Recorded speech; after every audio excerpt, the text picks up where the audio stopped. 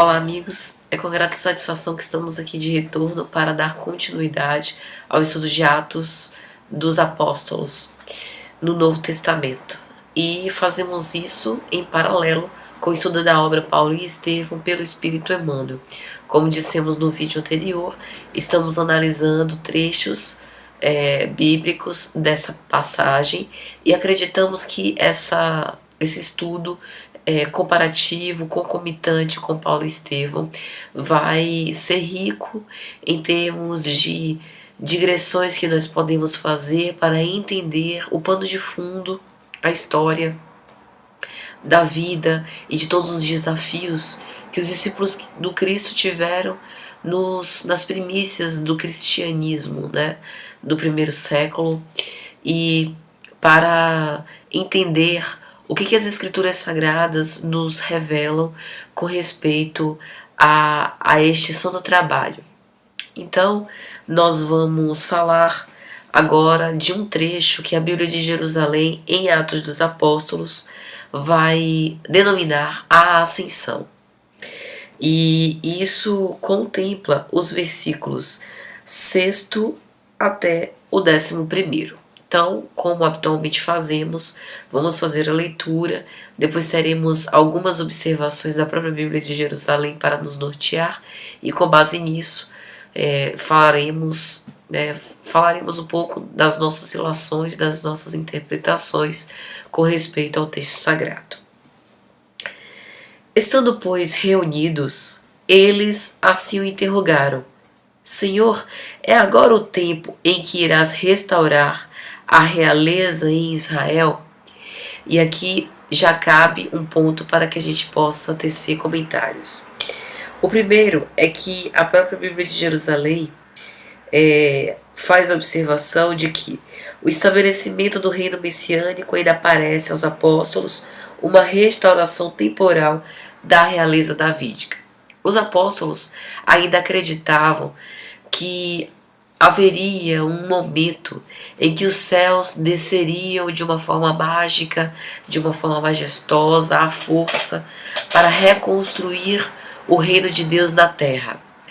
Os apóstolos, mesmo com toda a experiência crística, com todo o tempo em que eles passaram próximos ao Cristo, ainda demoraram um pouco para entender que a grande missão do Mestre foi plantar as sementes que germinariam a posteriori, e que essa transformação psicológica de maturidade espiritual só iria acontecer com o tempo, e que a Jerusalém escolhida pelo Cristo foi o berço de todas as transformações morais que o Cristo queria que acontecesse com a humanidade inteira.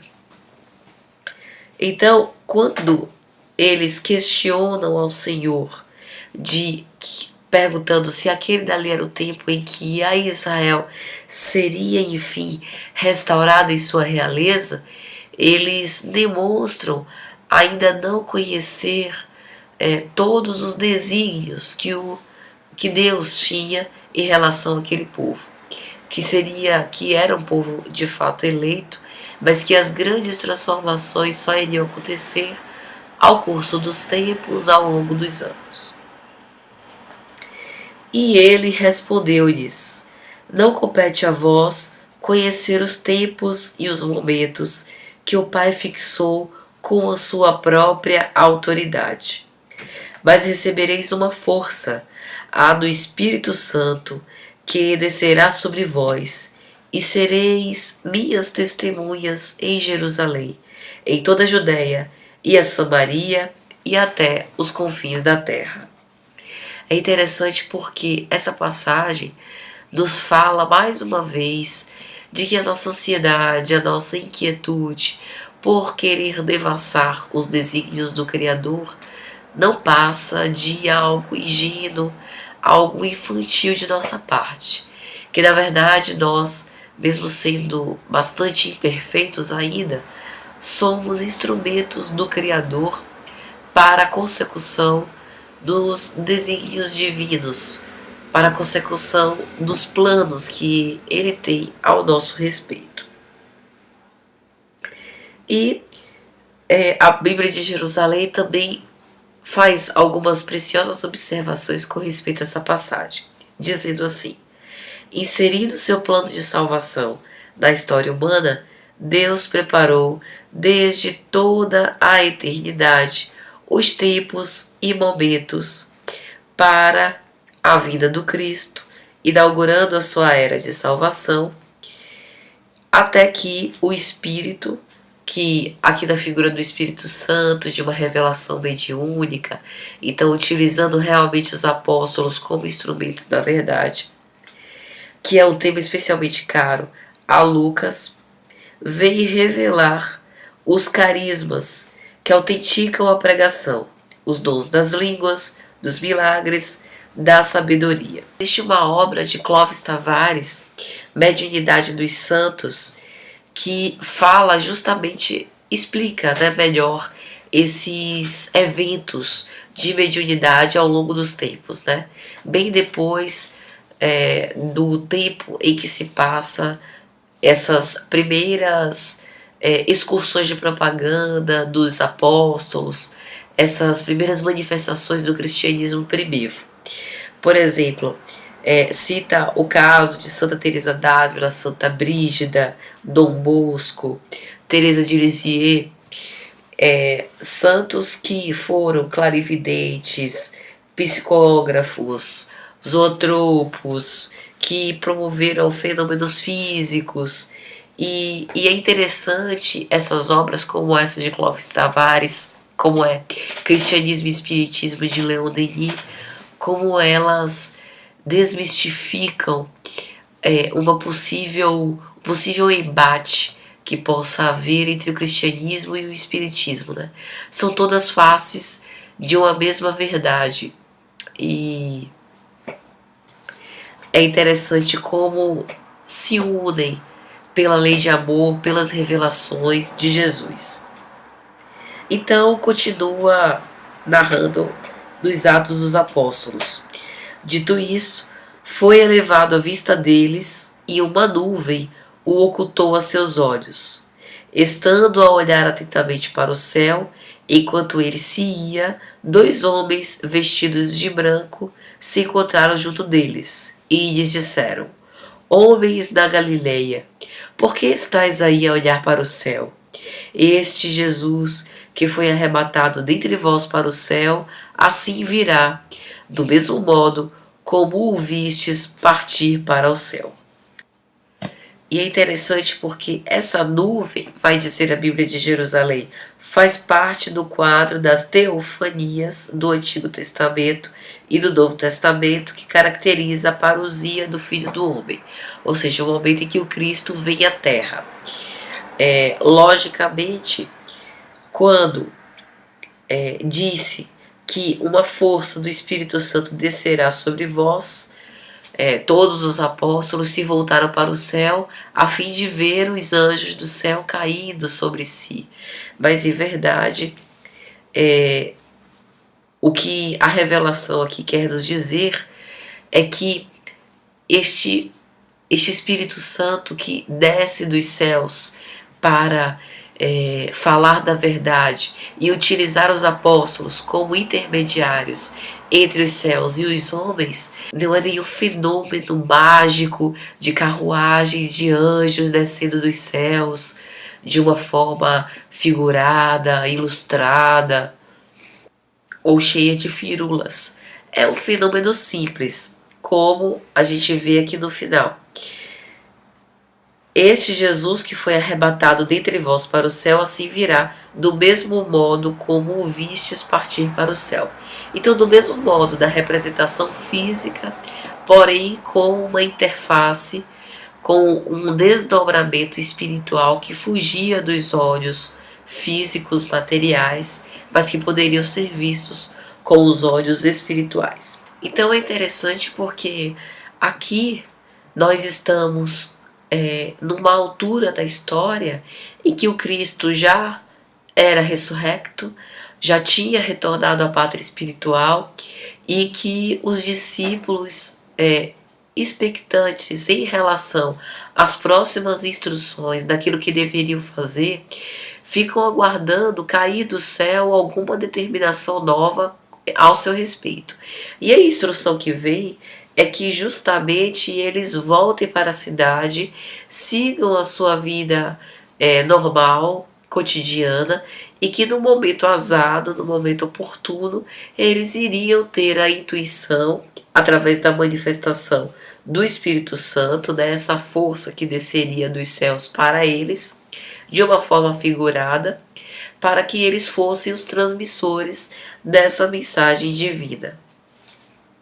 E que assim como quando eles menos esperaram, Cristo apareceu, convidando-os a trabalhar na vinha do Senhor, chamando Simão Pedro para ser pescador de almas, chamando Mateus para recolher os tesouros do céu. Assim também, durante o trabalho e quando eles menos esperassem, haveria um novo chamado do Senhor ao seu respeito. E que esta ascensão do Cristo marcava uma nova era de trabalho para que os apóstolos pudessem continuar propagando a mensagem divina, a mensagem de Jesus. E é interessante notar porque nós terminamos o vídeo anterior dizendo mais ou menos assim: João batizou com água, mas vós sereis batizados com o Espírito Santo dentro de poucos dias. Então, naquele momento, os apóstolos estavam esperando uma revelação, algo similar ao que houver acontecido depois da ressurreição. Naquela época, vamos pensar na sociedade da época, né, a própria Jerusalém, o povo de Israel estava em polvorosa, né? Os fariseus estavam perseguindo mais do que nunca os cristãos. Isso nós temos narrado tanto nas obras de Amélia Rodrigues, que ela vai trazer com detalhes, né, qual o pano de fundo do cristianismo primevo, dessas primeiras manifestações do cristianismo dos primeiros tempos. Nós vimos nas obras também de Humberto de Campos, em que ele vai narrar esses meandros da Boa Nova. Então nós sabemos que naquela época a situação não era boa para os cristãos, né? Os cristãos estavam sendo perseguidos, acusados de serem pessoas enganadoras, né, grandes farsantes. E após a morte do grande representante dos cristãos, do Messias, dito Messias, segundo os fariseus, eles estavam querendo trucidar aqueles que restaram para não deixar pedra sobre pedra. Então a situação dos apóstolos era de espera. E como a revelação disse que agora eles seriam batizados pelo próprio Espírito Santo, eles estavam esperando um fenômeno. O Espírito Santo descer dos céus, aplacar todo o ódio, fazer justiça pelas próprias mãos, ou seja, extinguindo sobre a face da terra os fariseus, acabando com aquela perseguição injusta em relação aos cristãos, para que a paz reinasse sobre a terra e, enfim, o reino dos céus fosse uma conversão. A terra se convertesse agora no reino dos céus, em que os cristãos reinariam mansos, pacíficos e tranquilos, e que toda iniquidade fosse debelada.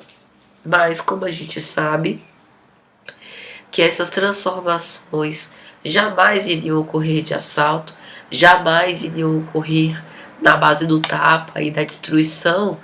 É isso que Atos dos Apóstolos narra, que a ascensão do Cristo foi um processo, e que a ascensão do Cristo mostra de uma forma bastante emblemática aquilo que é o nosso próprio périplo ascensional como espírito, espiritualmente, né? Quando o Cristo tem a ressurreição e retorna à pátria espiritual esplendoroso, ele nos mostra que a sua verdade, as suas lições, elas valem a pena e têm esse grande significado. Todo sacrifício, tudo que se sofre tem um grande significado, porque nós ressurgimos das cinzas. Espiritualmente nós ascendemos à base do esforço, do sacrifício de nós mesmos, né? De passar por essa dor. Então, na verdade, a ascensão aqui é a ascensão espiritual de todos nós, né? E que é simbolizada pelo povo e pela realeza de Israel.